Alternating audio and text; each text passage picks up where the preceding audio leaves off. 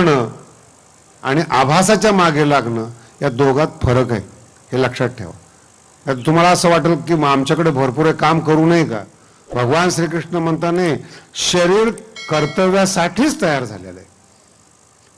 श्वास जोपर्यंत आहे तोपर्यंत माणसाने काम केलं पाहिजे, पण ते काम कर्तव्य म्हणून नये, मनाच्या मागे लागून नव्हे. नियमानं आलेलं काम, प्रारब्धाने मिळालेलं कर्तव्य ते केलंच पाहिजे. थांबता कामा नाही कुठं, जिथं थांबाल तिथे शरीर बर्बाद होईल.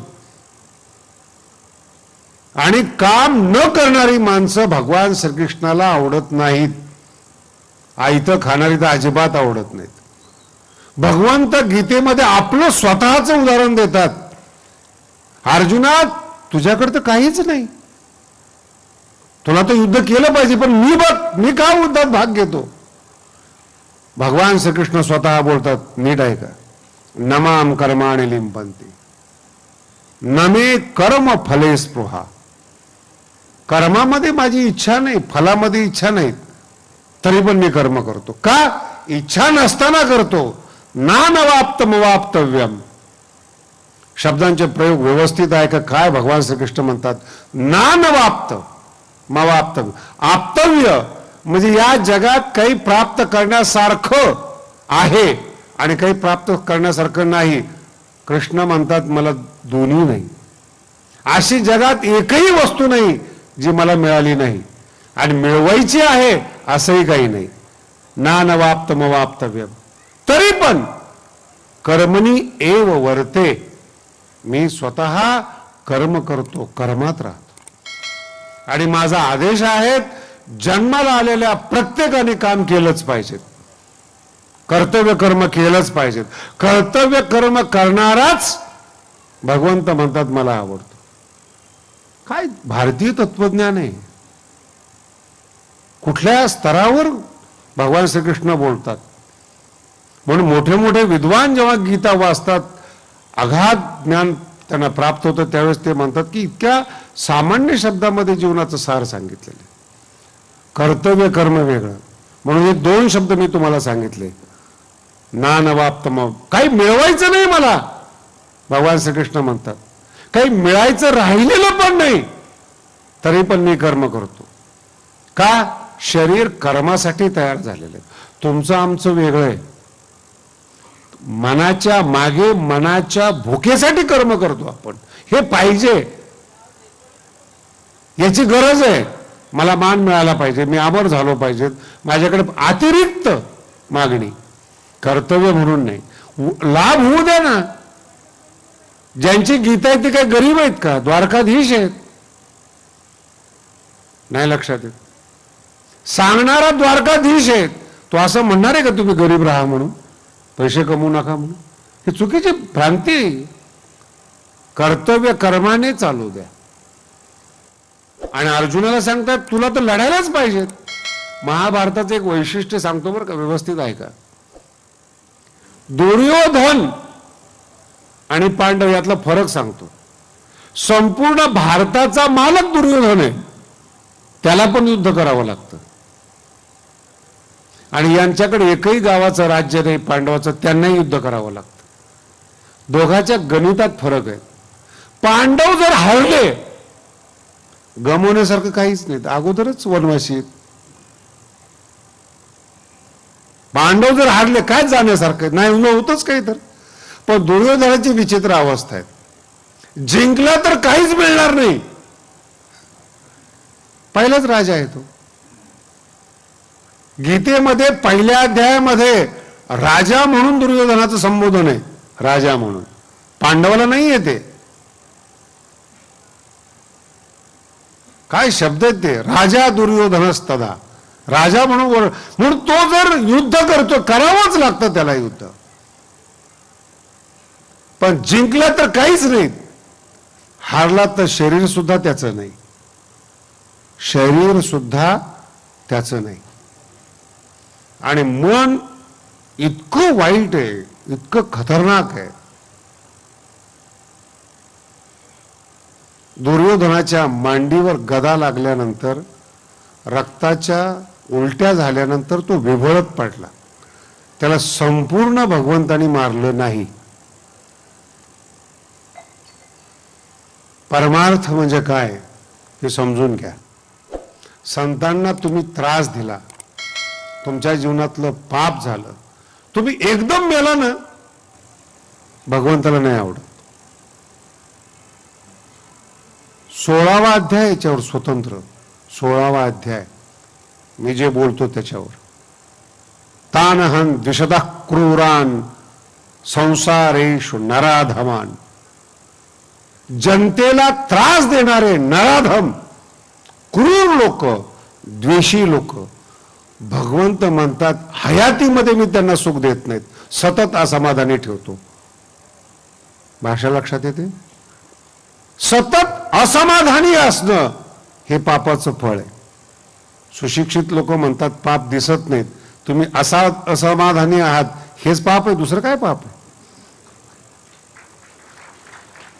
का गाथा उत्पन्न करू शकत नाही? का ज्ञानेश्वरी लक्षात राहत नाही? पाप आहे. चांगल्या गोष्टी का लक्षात राहत नाही आणि शिव्या का विसरत नाही? हे पाप आहे.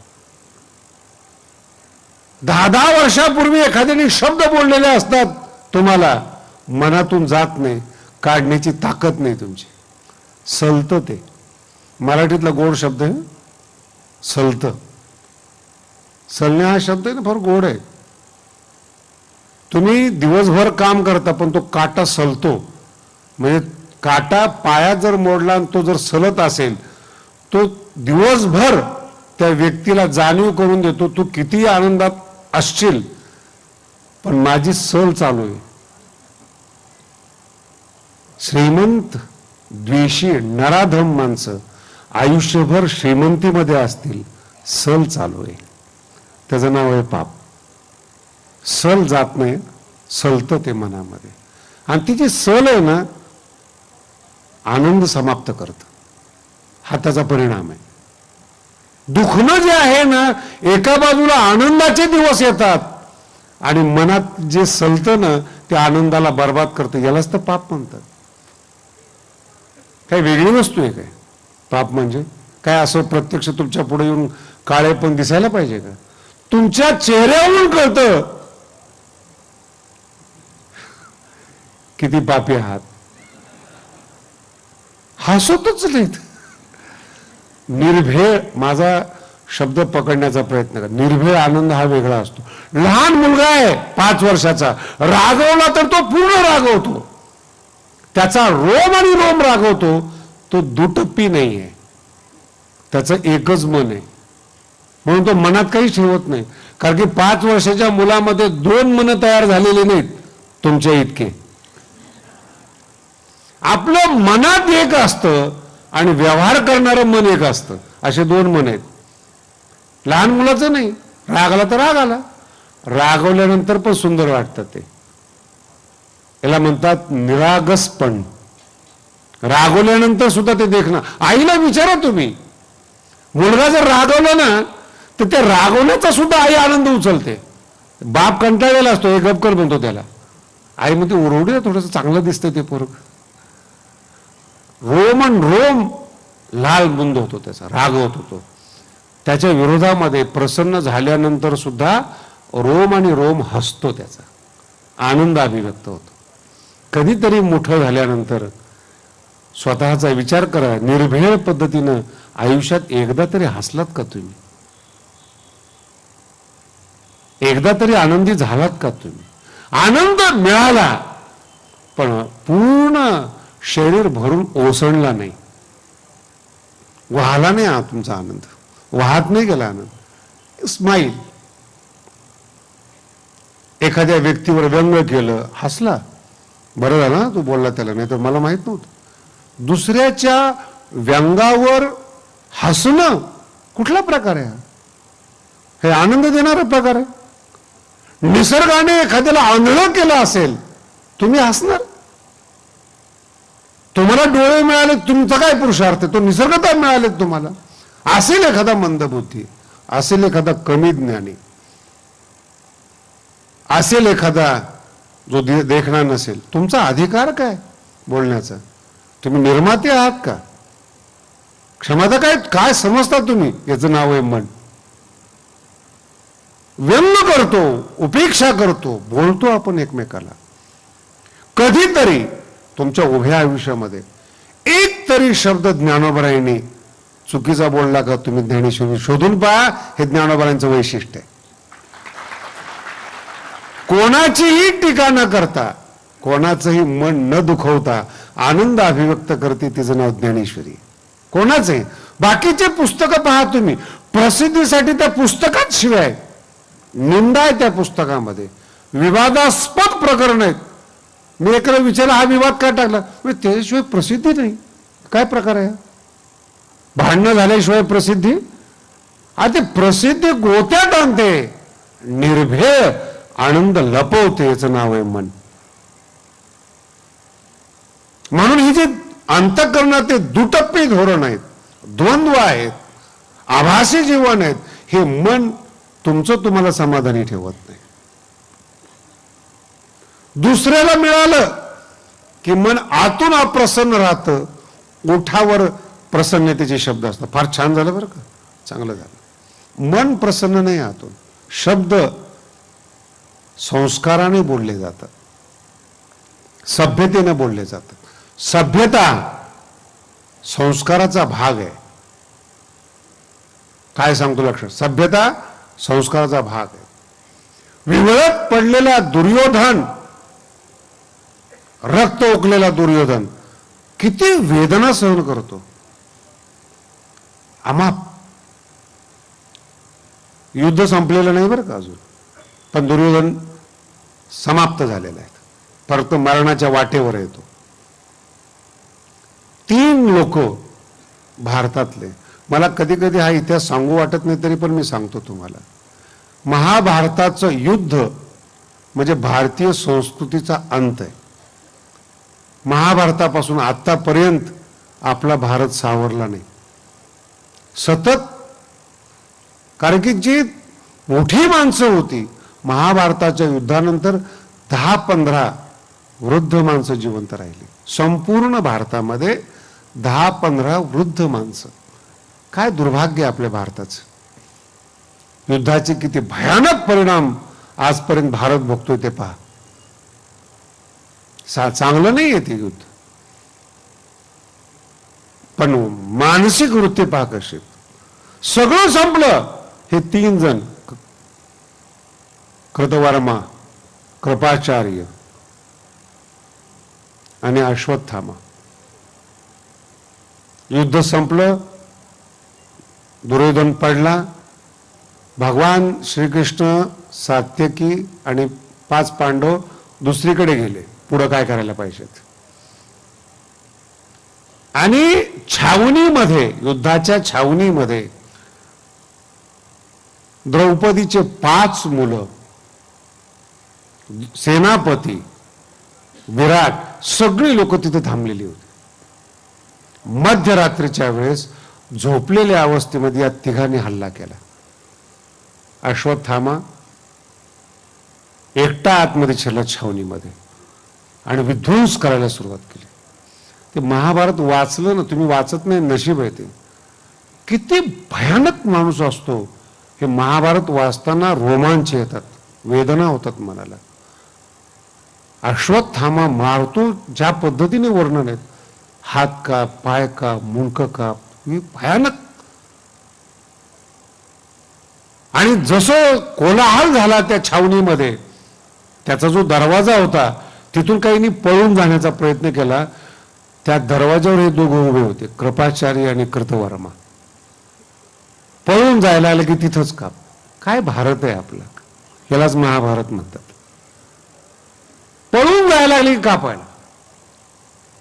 आणि मी मध्यरात, काळ रात्र म्हणतो आम्ही त्याला, समाप्त केली छावणी. कृष्ण नाहीये त्या छावणीमध्ये, अर्जुन नाही त्या छावणीमध्ये.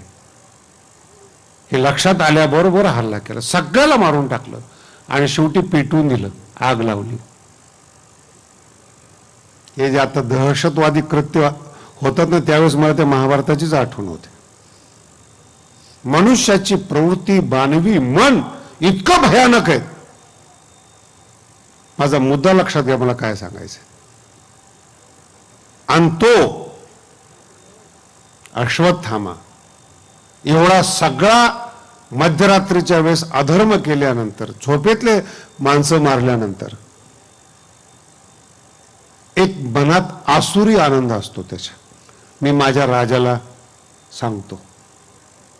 हे दोन पात्र आहेत बरं का, ज्यांच्यासाठी मी हा दृष्टांत सांगतो तुम्हाला. एक धृतराष्ट्र आहे आणि एक दुर्योधन आहे. आणि मग हे तिघजण दुर्योधनाजवळ येतात. पडलेले आहेत, असहाय्य झालेले आहेत, मृत्यूची वाट पाहतोय. तासा 2 तासाने मरणार आहेत. मानवी मन कसं असतं पहा. आता परलोकामध्ये जायचंय, मन फार खतरनाक. अश्वत्थामा तिथं जाऊन सांगतो, राजा सगळं समाप्त केलं. द्रौपदीचे पुत्र मारले, सेनापती मारला, सगळं. ती काही जे काही वर्णन असेल संक्षिप्त शब्दात समजून घ्या आपण, आणि त्याचं सगळं वर्णन करतो. तसल्या अवस्थेमध्ये प्रसन्न होतो दुर्योधन. अश्वत्थामा फार चांगलं केलं बरं का, माझ्या मनाला गारवा मिळाला, याच्यासाठी सांगतोय तुम्हाला. तसल्या अवस्थेमध्ये दुर्योधन होतो, माझ्या मनाला गारवा मिळाला, फार चांगलं केलंस, मला प्रसन्न केलंस, मी स्वर्गामध्ये तुझी वाट पाहतो, दुर्योधन म्हणतो. आणि हा प्रसंग जेव्हा संजय धृतराष्ट्राला सांगतो, तेव्हा ते आंधळ काय म्हणतं ते महत्वाचं आहे. तो म्हणतो फार चांगलं केलं अश्वत्थामाने, पण बघा, पण 4 दिवस अगोदर करायला पाहिजे होतं, युद्धात करायला पाहिजे होतं. फार चांगलं केलं, एकाही माणसाला दुःख नाही झालं. इतकं मन कठीण असतं. अशा लोकांमध्ये आपण राहतो. नशीब आहे तुम्ही ज्ञानेश्वरीला आलात. काय भरोसा आहे कुणाचा. शास्त्र फार भयंकर आहेत. माझ्या समोर जरी तुम्ही बसलेला असला, शास्त्रकार सांगतायत तुम्हाला त्रास द्यायला परदेशातून लोक येत नाहीत. तुम्ही ज्या कुळात जन्माला आला ती भावकी तुम्हाला त्रास देते, जिवंत जाळते ती. काहीही करा, कितीही मोठे व्हा, भावकी तुम्हाला टोमणे दिल्याशिवाय राहत नाही, जाळते तुम्हाला शब्दाने. माहिती कसं कमवलं. अरे कमवलंय ना. तुझ्या मुली कशा आहे, तुमची पोरं कशा आहे, काही बोलण्याची पद्धत आहे. जाळतात ते. हे मन आहे, नाही सहन होत. तुमच्या भावकीलाच सहन होत नाहीत. आणि हे भारताचं दुर्भाग्य आहे. भावकीला जर तुम्ही सुखी झालेलं सहन होत नाहीत, जातीवाद करता कुणाचा तुम्ही, कुणासाठी जीवन जगता तुम्ही, कसली जात आणि कसले लोक तुम्ही. बाहेरचे लोक त्रास देत नाहीत, परदेशातले लोक तुमच्या जवळचे तुम्हाला त्रास देतात. झटका जवळून असतो, विसरू नका. मुलगा जेवढा तुम्हाला त्रास देऊ शकतो तेवढं भावकी देऊ शकत नाही. आणि पत्नी जेवढी बदला घेऊ शकते तेवढं जगात कोणी घेऊ शकत नाही. कसे म्हणजे हे तुमचं मी वैराग्य समजतो बरं का. इतक्या जटिल संसारामध्ये तुम्ही ज्ञानेश्वरी ऐकता, तुम्ही भाग्यवान आहेत. आम्ही मोकळेच आहेत.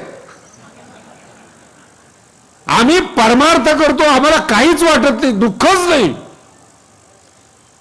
पुढचा शब्द ऐका, दुःख नाही, दुःख देणाऱ्या वस्तू नाही. तुम्ही दुःखाच्या जाळ्यात आहात. ज्ञानोबांचे शब्द सांगू का, किंबहुना पेव विंचू वाचे. काय ज्ञानोबांचे शब्द आहेत. शरीर म्हणजे काय याचं वर्णन करत असताना 8व्या अध्यायामध्ये भगवान श्री ज्ञानोबा सांगतात, विंचवाचं एक विंचूचा डंक सहन होत नाही. किंबहुना पेव विंचुवाचे. विंचवाच्या पेवात तुम्ही राहताय. तुम्ही सकाळपासून संध्याकाळपर्यंत अनुभव घेऊन पहा, एक तरी शब्द तुमच्याबद्दल चांगला बोलला जातो का. पोरगा बोलतो का, पोरगी बोलते का, बायको बोलतो, कोण कोण बोलतो तुमच्या बरोबर चांगलं. ऍडजस्टमेंट नवीन शब्द. आणि ही अशी माणसं आम्हाला येऊन सांगतात पुन्हा, महाराज तुमचं बरं आहे हो. आम्ही सांगितलं होतं का तुम्ही वाटोळं करून घ्या? आमच्या सुखावर का होता? आम्ही सुखीच आहेत. ज्ञानेश्वरीच्या छायेखाली, ज्ञानेश्वरीच्या मांडीवर आमचं जीवन आहे हो. जगात कोणी त्रास देऊ शकत नाही.